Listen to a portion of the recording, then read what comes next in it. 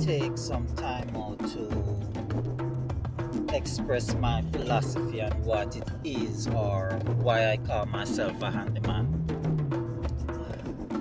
Now, one of the main skills of a handyman is the ability to accept a job not knowing how to do the job and learn how to do the job within a short period of time. And I think that is my greatest skill. So a handyman is just a term, it's just a name for pretty much a survivalist, a generalist. This world teaches people to become specialists, and in my opinion, I think that is one of the worst way to be in this world, especially since this world is changing at such a fast rate. So the thing is that you have to have the ability to look at any situation, take on any task, and learn how to do that task within a short space of time.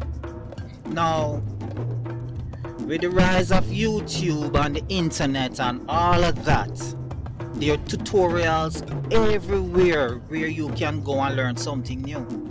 The thing is that I have learned to do more things on YouTube than what I've learned in all my years going to school, all the books I have read. I have learned more things just watching YouTube videos than anything else. So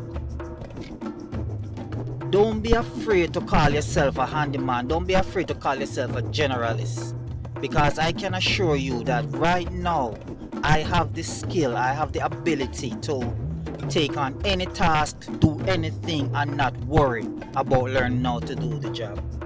Whatever situation I'm given, I can learn how to do that job. Alright, so that's my little 2 cents on why I call myself a handyman.